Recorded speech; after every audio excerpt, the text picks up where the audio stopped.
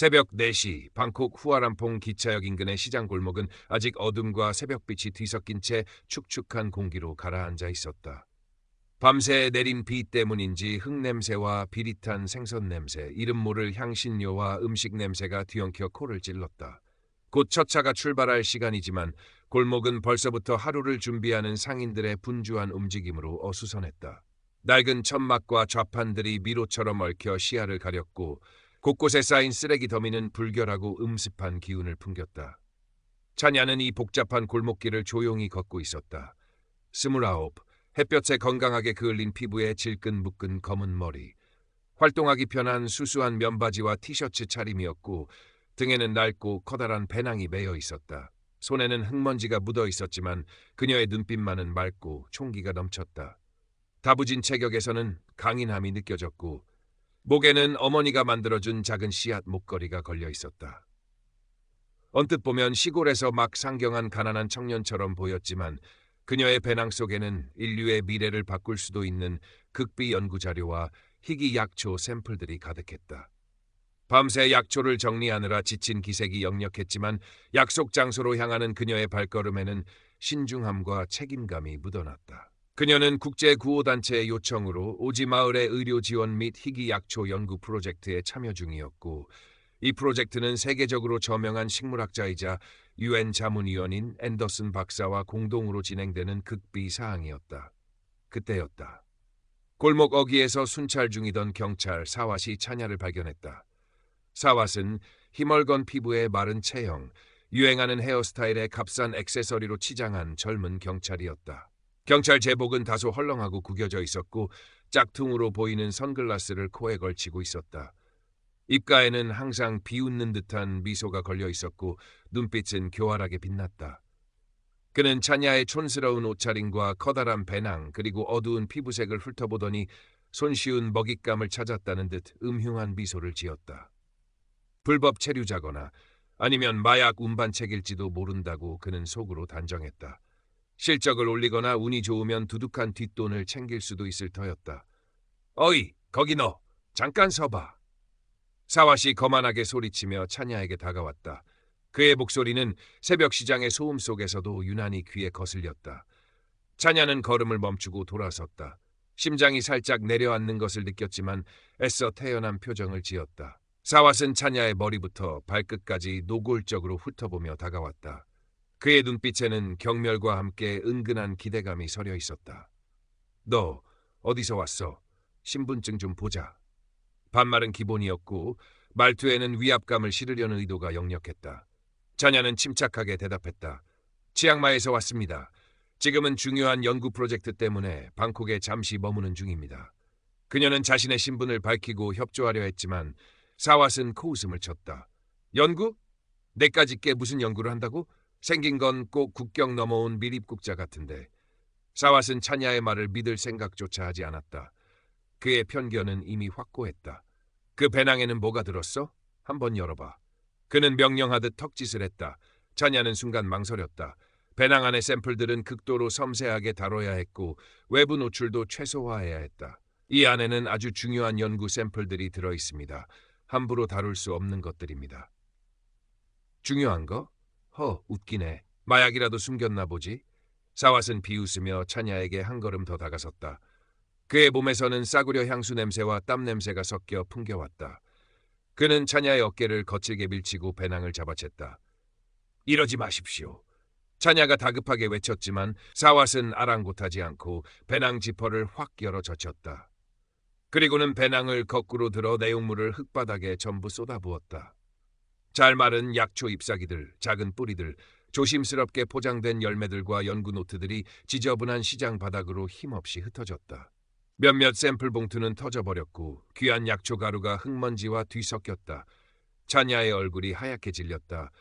분노와 절망감이 동시에 치밀어 올랐다. 지금 무슨 짓입니까? 이건 정말 중요한 것들이란 말입니다. 그녀의 목소리가 떨려 나왔다. 그녀는 무릎을 꿇고 흩어진 샘플들을 황급히 쓸어 담기 시작했다. 손끝이 파르르 떨렸다. 할머니가 평생을 바쳐 지켜온 지혜, 수많은 사람들의 생명을 구할 수도 있는 희망의 씨앗들이 이렇게 하찮게 짓밟히고 있었다. 사왓은 팔짱을 낀 채 그 모습을 내려다보며 낄낄거렸다.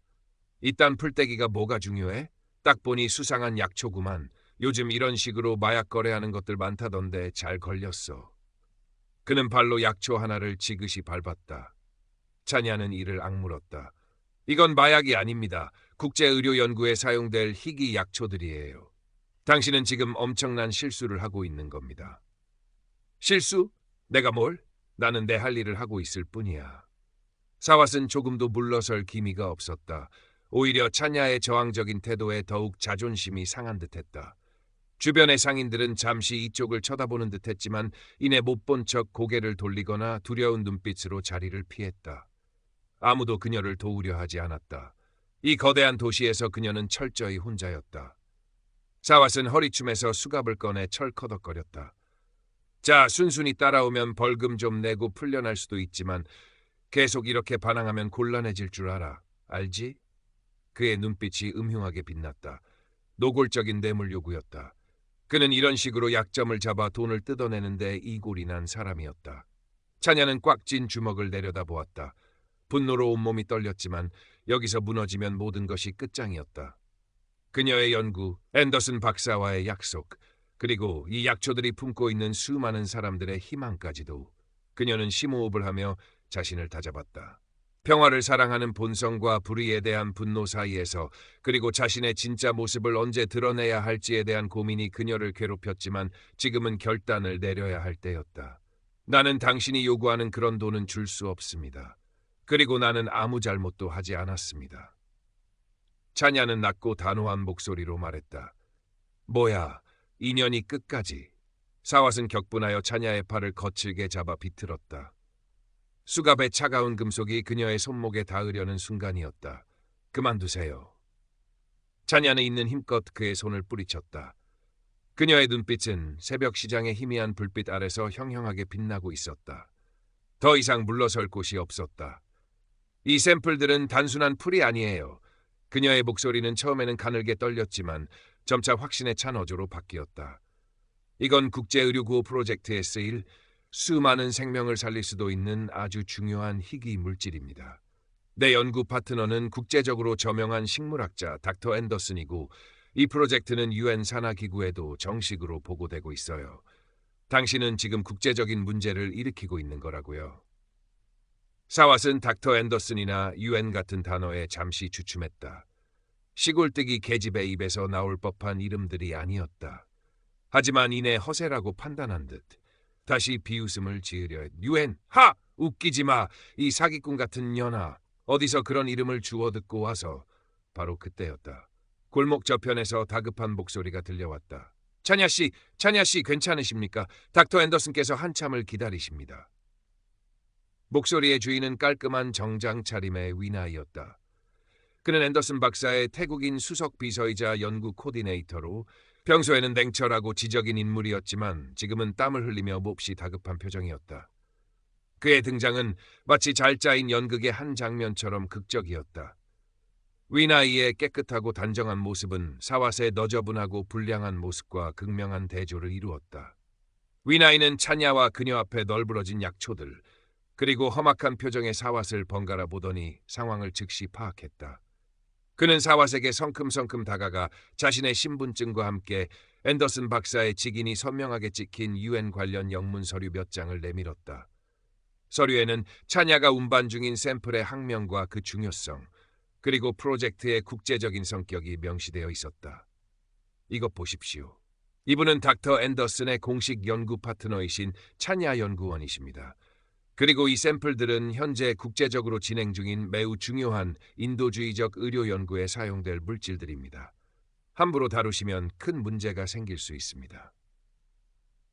위나이의 목소리는 낮고 차분했지만 그 안에 담긴 무게감은 사왓을 압도하기에 충분했다. 사왓은 위나이가 내민 서류를 받아들고 더듬거렸다. 영어로 빼곡히 적힌 내용을 제대로 이해할 리 만무했지만 선명한 UN 로고와 앤더슨 박사의 서명, 그리고 극비라고 찍힌 붉은 도장은 그에게 엄청난 압박감으로 다가왔다. 이게 뭐냐? 그의 목소리가 기어들어갔다. 옆에 있던 다른 경찰이라도 있었다면 내용을 어렴풋이나마 해석해 주었겠지만 지금 이 골목에는 오직 그와 차냐 그리고 위나이뿐이었다. 사왓의 얼굴이 순식간에 새하얗게 질려갔다. 싸구려 선글라스 너머로 그의 눈동자가 불안하게 흔들리는 것이 보였다. 위나이는 사왓의 표정 변화를 놓치지 않고 즉시 자신의 휴대폰을 꺼내 어딘가로 전화를 걸었다. 유창한 영어로 현재 상황을 간략하지만 정확하게 보고하기 시작했다. 전화기 너머로 들려오는 상대방의 격앙된 목소리가 사왓의 귀에도 어렴풋이 들리는 듯했다. Yes, Dr. Anderson. She is safe now. But there was a serious incident with a local police officer. 사왓은 자신이 얼마나 엄청난 실수를 저질렀는지 깨닫기 시작했다. 단순한 시골뜨기 혹은 좀 도둑으로 여겼던 여자가 감히 상상도 못할 국제적인 프로젝트의 핵심 인물이라니. 그가 하찮게 여겼던 풀떼기가 인류의 미래를 좌우할 수도 있는 귀중한 자산이라니. 등줄기에서 식은땀이 흘러내렸다. 이제껏 자신이 저질러왔던 수많은 비리와 편견에 찬 행동들이 주마등처럼 스쳐 지나갔다. 하지만 이번 건은 차원이 달랐다. 이것은 단순한 뇌물이나 폭행 시비가 아니었다. 국제적인 문제로 비화될 수도 있는 그의 경찰 인생은 물론이고 어쩌면 그의 남은 인생 전체를 망가뜨릴 수도 있는 거대한 실수였다. 잠시 후 요란한 사이렌 소리가 새벽 시장의 정적을 갈랐다. 위나이의 신속한 연락을 받고 출동한 듯 여러 대의 경찰차가 좁은 시장 골목 입구에 멈춰섰다. 차에서 내린 사람들은 사왓과는 비교도 안 될 만큼 계급이 높아 보이는 상급 경찰들과 말끔한 정장 차림의 외사과 형사들이었다. 심지어 태국 주재 UN 관련 기관에서 급파된 듯한 외국인 직원도 한 명 끼어 있었다. 그들의 등장과 함께 상황은 완전히 역전되었다. 사왓은 그 자리에 얼어붙은 듯 서 있었다. 아까의 거만함과 폭력성은 온데간데 없었고 마치 사형 선고를 기다리는 죄수처럼 초라하고 겁에 질린 모습이었다. 상급 경찰 중 한 명이 위나이와 찬야에게 정중하게 다가와 사과하며 상황을 파악하기 시작했다. 외사과 형사들은 흩어진 약초 샘플들을 조심스럽게 수습하며 사진을 찍는 등 증거를 확보했다. 사왓은 즉시 직무가 정지되었고 모든 조사를 받기 위해 다른 경찰관들에게 연행되었다. 그는 연행되면서도 내가 뭘 잘못했는데 저 여자가 먼저 수상했다고 나는 내 임무에 충실했을 뿐이야 라며 끝까지 자신의 잘못을 인정하지 않으려 발버둥 쳤지만 그의 외침은 공허하게 흩어질 뿐이었다. 그의 과거 비리까지 철저히 조사될 것이라는 차가운 통보만이 그의 깃전을 때렸다. 차냐는 위나이의 도움으로 흩어진 샘플과 연구자료들을 조심스럽게 다시 배낭에 담았다. 몇몇 샘플은 훼손되었지만 다행히 대부분은 무사했다. 위나이는 차냐의 어깨를 가볍게 두드리며 말했다.